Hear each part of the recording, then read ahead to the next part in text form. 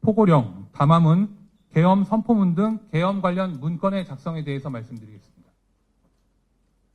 국방부 장관의 지휘에서 김용현 전 장관이 초안을 작성한 사실이 있습니다. 대부분의 내용을 김용현 장관이 작성하였으며 대통령은 이를 검토하고 일부 수정하였습니다. 대통령이 문구 등을 수정한 것 이외에 실제 내용을 수정한 것은 단 하나입니다. 계엄은 일반적으로 국민들에 대한 통행금지 또는 통행 제한을 가하는 것을 내용으로 하는데 장관 작성의 초안에는 이 같은 내용이 포함되어 있었으나 대통령이 국회의 경종을 울리고자 함이라는 본래의 목적대로 계엄은 일반 국민을 향한 것이 아님을 강조하며 국민 생활의 불편, 경제활동 등을 고려하여 이를 삭제 지시하였습니다. 노상원 전 정보사령관은 우선 대통령과는 전혀 관련이 없는 사람입니다. 대통령은 전혀 모르는 사람이고요. 김영현 장관이 김영현 장관 육사 3기 후배고 근무 중에 경력이 겹치면서 같이 근무한 적이 몇 번 있었던 사람이라고 합니다. 그리고 비상계엄 선포 전이나 선포 후 계엄 사무 수행에 관해서도 전혀 관련이 없는 인물입니다. 다만 노상원 전 정보사령관은 정보사령관을 역임했기 때문에 정보 분야, 즉 해외 정보사령부의 고유 역할이죠. 해외 정보 취득과 취급, 그다음에 해외에 나가 있는 정보사 요원들, 이른바 블랙 요원이라고 하는 그런 요원들에 대한 관리 업무에 능통한 사람이었습니다. 그래서 그런 분야에 대해서 전직 정보사령관으로서 지득한 경험, 지식 또는 판단에 대한 자문을 구했다고 합니다. 국방장관의 자문을 제공하는 역할을 한 것은 맞습니다. 김영현 장관이 노상원 전 정보사령관으로부터 제공받은 자문은 두 가지였다고 합니다. 첫 번째는 2024년 8월이죠. 얼마 안 됐습니다. 8월경에 수사를 통해서 확인된 정보사령부 군무원의 정보사 블랙요원 정보 유출에 관한 사건. 그 사건을 수습을 하는 입장에 있었습니다. 김영현 장관이 9월 6일 날 취임했습니다. 그래서 이 벌어진 사건을 수습해서 정보사령부의 기능을 회복하고 그다음에 훼손된 그 정보 라인을 다시 복구하는 것이 필요했는데 신뢰하고 자문을 받을 만한 사람으로 노상원 전 정보사령관을 선택해서 그에 관한 자문을 드렸습니다. 두 번째는 중앙선거관리위원회 서버에 대한 국외 세력의 간섭 및 개입에 대한 자문을 얻었다고 합니다.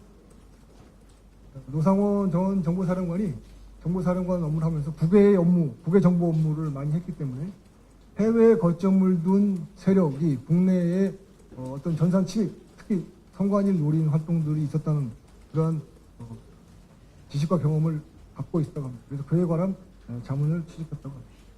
그리고 국방부 장관은 법에 의해서 외부인의 자문을 구할 수 있습니다.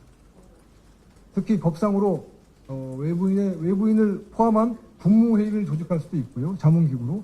또 국무회의에서는 외부인을 불러다가 직접 자문을 받도록 하는 그런 절차도 마련되어 있습니다.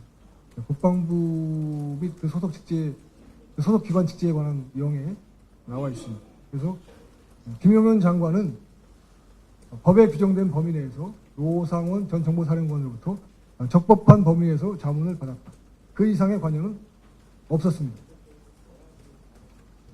그리고 노상원 전 정보사령관은 육사 41기로서요. 김영현 장관의 3기수 후배인데요. 매우 머리가 좋은 사람이었다고 합니다. 41기 수석 입학을 했고요.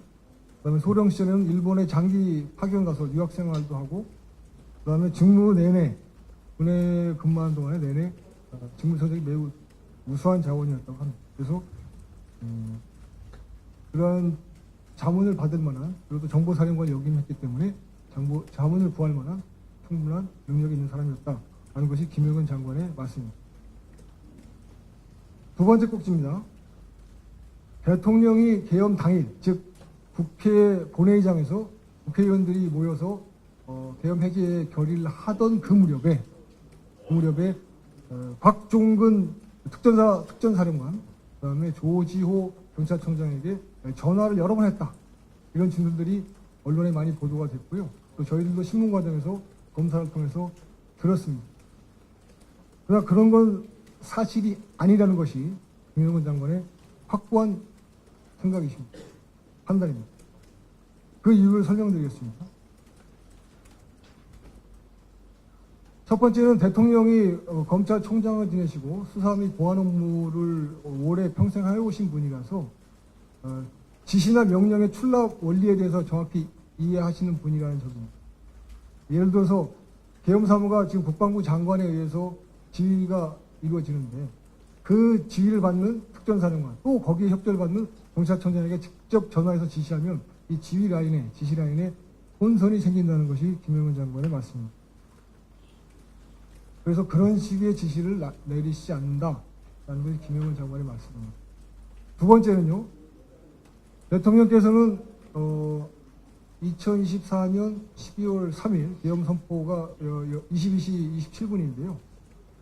자정 가까울 무렵에 장관에게 이미 국회의원들에 대한 출입을 막거나 의사활동을 막지는 마라 라고 명확히 지시를 했다고 합니다. 그런 지시가 장관에게 내려왔는데 그 이후에 다시 또 장관의 지휘를 받는 특전사령관이나 경찰청장에게 그에 반하는 지시를 할 수 없다. 이건 대통령이 말하는 대통령의 지휘 라인을 명령을 출납하는 이런 걸 원리 정확히 알고 계시기 때문에 그런 일은 절대 있을 수 없다라고 김영건 장관이 말씀합니다. 또 한 가지는 잘 아시겠지만 계엄군이 국회의사당에 도착한 시점이 가장 빠른 헬기로 투입된 특임단이었는데요. 23시 48분이었습니다. 23시 48분이었기 때문에 병력을 정비해서 국회 본청에 들어가기 위한 시간만 해도 상당히 소요가 됐습니다. 따라서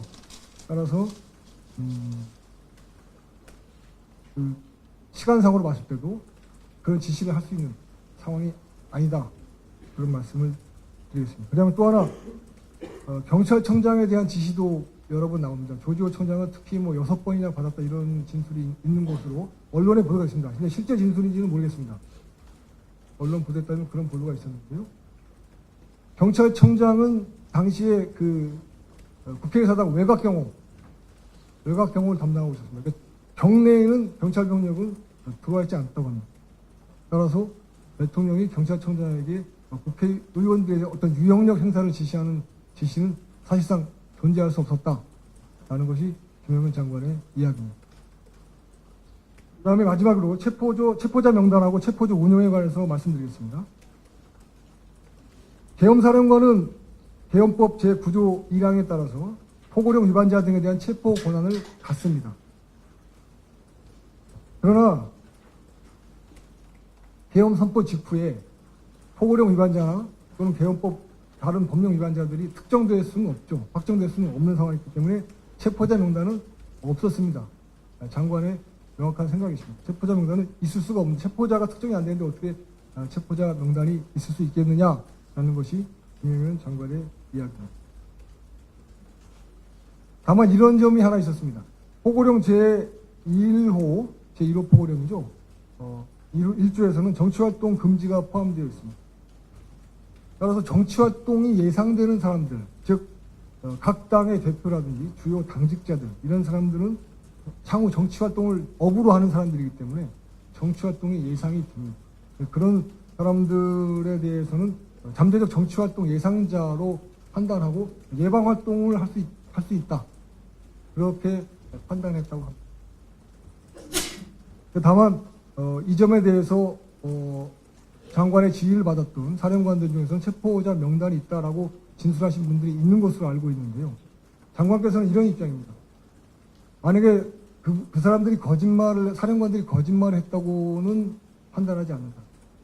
명확하게 그럼 장관이 잠재적인 정치활동 예상자들이기 때문에 그에 대한 어떤 정치활동 예방활동을 하라라는 지시를 그렇게 이해할 수 있었겠다. 그러면 지시를 명확하게 하지 못한 장관의 책임이다. 라는 것이 김영건 장관의 입장입니다.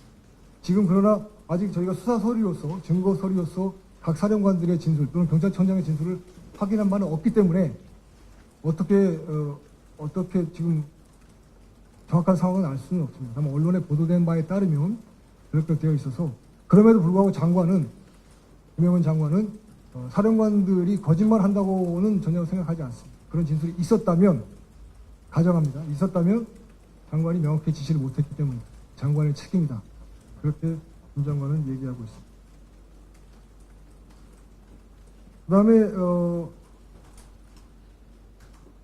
체포조 운영에 관해서는요, 당연히 체포조는 운영이 됩니다.